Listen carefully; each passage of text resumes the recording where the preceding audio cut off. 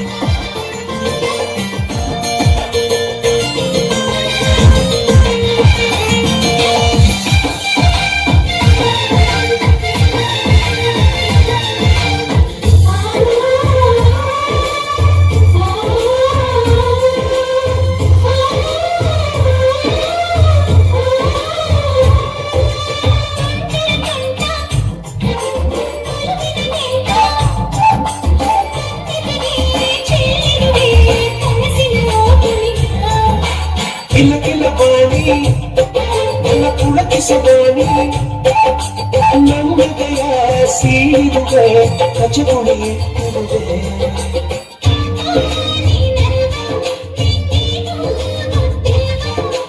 ನಿನ್ನೆ ಮುಗಿದಿರುವ ನಿಂತಾಟ ಸಂಭ್ರಮ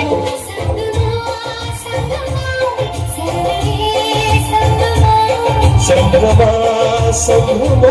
ಸಂಭ್ರಮ ಸಂಭ್ರಮ ವಾಸಂತಿ ವಾಸಂತಿ ನನ್ನೆದು ಕಾಂತಕ್ಕೆ ಬರ್ತೀಯ ಬರ್ತೀಯ ಜೀವ ನಿಂಗೆ ಕೊಡ್ತೀನಿ ಪ್ರೀತಿ ಚೆಲ್ಲುತ್ತ ಇರ್ತೀಯ ಹೃದಯದಿ ಇರ್ತೀಯ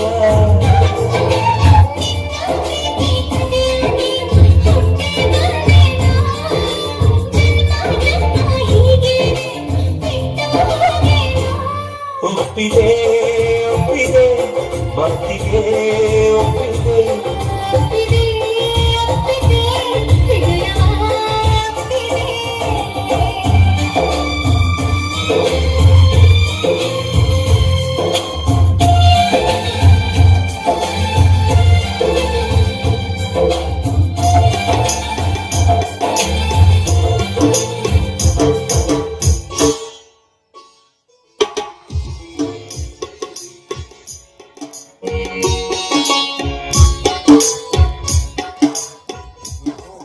ವೇಳೆ ಆಗುತ್ತಾ ಬಂತು. ಪ್ರೇಯಸೊಡನೆ ಮಾತನಾಡುವುದರಲ್ಲಿ ಸಮಯ ಹೋಗಿದ್ದೇ ಗೊತ್ತಾಗಲಿಲ್ಲ.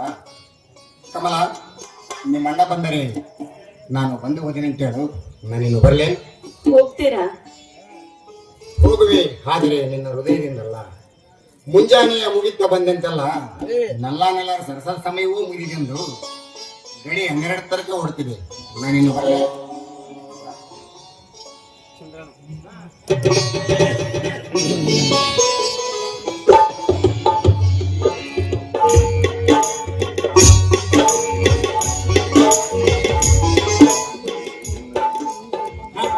ತಂಗಿ ಎಂದು ಬರುವಾಗ ರಗಣ್ಣ ಭೇಟಿಯಾಗಿದ್ದಮ್ಮ. ಹೌದಣ್ಣ? ಅಣ್ಣ ಯಾಕಣ್ಣ ಮತ್ತೆ ಕರ್ಕೊಂಡು ಬರ್ಲಿಲ್ಲಣ್ಣ? ಅವನಿಗೆ ಹುಟ್ಟಿದಿಂದ ಜೊತೆಗೆ ಬಂದ ಈ ತಮ್ಮ ತಂಗಿರಿಗಿಂತ ಎಂದು ಬಂದ ಕಾರ್ಯ ಗೊತ್ತಾಗಿ ಹೋಗಿದ್ದಮ್ಮ. ಮನೆಗೆ ಬಾ ಎಂದು ಕರೆದರೆ ಮದುವೆರಿದ ಮಂಗನ ಅಂತ ವರಿಸಿರುತ್ತಾರೆ. ಹಿಂದಿನ ಜನ್ಮದಲ್ಲಿ ನಾನು ಯಾವ ಪಾಪ ಮಾಡಿದ್ನೋ, ಯಾವ ಅಣ್ಣ ತಂಗಿಯ ಅಭಿನಯಿಸಿದ್ನೋ ಗೊತ್ತಿಲ್ಲ. ಅದು ಈ ಜನ್ಮದಲ್ಲಿ ಕಾಡ್ತಾ ಇದೆ ಅಣ್ಣ. ರಾಘವನ ಪ್ರೀತಿ ವಿಶ್ವಾಸದಲ್ಲಿ ಬೆಳೆಯುವ ಅವಕಾಶವೇ ನನಗಿಲ್ಲದಾಗಿ ಹೋಯ್ತಣ್ಣ. ದುಃಖದಿಂದ ದುಮ್ಮಾನಗೊಳ್ಳುವ ತಂಗಿ, ನಮ್ಮ ವಾತ್ಸಲ್ಯಕ್ಕೆ ಕರಗದ ಅವನ ಹೃದಯ ನಮ್ಮ ಕಣ್ಣೀರಿಗೆ ಕರಗುತ್ತದಮ್ಮ. ಇಂದಿಲ್ಲ ನಾಳೆ ಮನೆಗೆ ಮಾಡುವ ಕಾಲ ಬಂದೇ ಬರ್ತದೆ. ಇರಲಿ, ವಿಜಯನೇನಾದರೂ ಬಂದಿದ್ದೇನಮ್ಮ? ಅವ್ರಾಗ್ಲೇ ಬಂದು ಹೋದ್ರಣ್ಣ. ಏನಾದರೂ ಹೇಳಿದನೆ? ಬಂದಿದ್ದೆ ಅಂತ ಹೇಳು ಅಂತ ಹೇಳಿದ್ರು ಅಷ್ಟೇ ಅಣ್ಣ. ವಿಜಯನು ತನ್ನಣ್ಣನೊಂದಿಗೆ ಇಂದಿನ ಮಂದಿಗಿನ ಮದುವೆ ವಿಷಯ ಮಾತನಾಡುತ್ತೇನೆ ಅಂತ ಹೇಳಿದ್ರು. ಅವನಣ್ಣ ನಾಗರಾಜ ಏನಂತನೋ ಏನೋ ಏನೇನಾಗಿದೆ. ಒಂದ್ ವೇಳೆ ಅವ್ರ ಒಪ್ಪದೆ ಹೋದ್ರೆ ವಿಜಯನಿಗಿಂತಲೂ ಮಿಗಿಲಾದವರವನ್ನು ಹುಡುಕಿ ಇದೇನಿನ ಅಂತರಂಗದಲ್ಲಿ ವಿಜಯ ನೇರಿಸಿಕೊಂಡು ಬಹಿರಂಗದಲ್ಲಿ ಇನ್ನೊಬ್ಬರ ಜೊತೆ ಮದುವೆ ಮಾಡಿಕೊಡ್ಬೇಕೆಂದಣ್ಣ. ಅಲ್ಲ, ಅಗ್ನಿ ಸಾಕ್ಷಿಯಾಗಿ ಪರಸ್ಪರ ನಾವಿಬ್ರು ಪ್ರೀತಿಸ್ತಾ ಇದೀವಲ್ಲ. ಒಂದು ವೇಳೆ ವಿಜಯನನ್ನ ಒಬ್ಬರಿಗೆ ಹೋದರೆ ಏನಾಗತ್ತೆ? ಕೊನೆಗೆ ನಾನೇ ಈ ಮದುವೆ ಮಾಡಬೇಕಂದರೆ ಕೈಯಲ್ಲಿ ಬಿಡುತ್ತ ಅಣ್ಣ, ಹಾಗಾದ್ರೆ ಹಣವಿಲ್ಲದೆ ಮದುವೆ ನಡೆಯುವುದಿಲ್ವೇ? ನಾನು ಅದೇಗಮ್ಮ ಸಾಧ್ಯ? ಈ ಕಾಲದಲ್ಲಿ ಹಣವಿಲ್ಲದೆ ಹೆಣಕ್ಕೂ ಸ್ಮಶಾನದಲ್ಲಿ ಸ್ಥಾನ ಸಿಗುವುದಿಲ್ಲವೆಂದಾಗ ಸಾವಿರಾರು ಜನರು ಬಂದು ಹಾರೈಸಿ ತಿಂದೋಗುವ ಒಂದು ಮಂಗಲ ಕಾರ್ಯ ಹಣವಿಲ್ಲದೆ ನಡೆ ನನಗಳಿರದೆ ಅದು ಗಾಢನೆ ಕುಳಿತಿರುವೆ. ದಯವೇ ಇಲ್ಲವೇ ನಿನಗೆ? ಈ ನಿಷ್ಕಪಟಿಗಳ ಮರೆಯನ್ನು ಕೇಳುವಷ್ಟು ವೇಳೆ ಆದರೂ ನಿಜ ತಾಯಿ.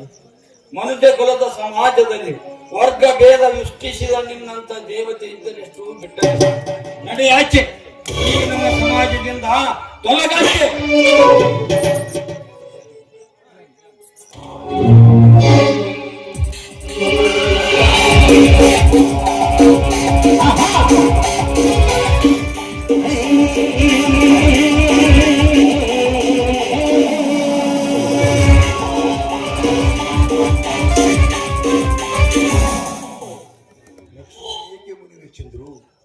ಅವಳೀಗ ನಿನ್ನ ಮನೆ ಅಂಗಳಕ್ಕೆ ಆಗಮಿಸಲು ಇಚ್ಛೆ.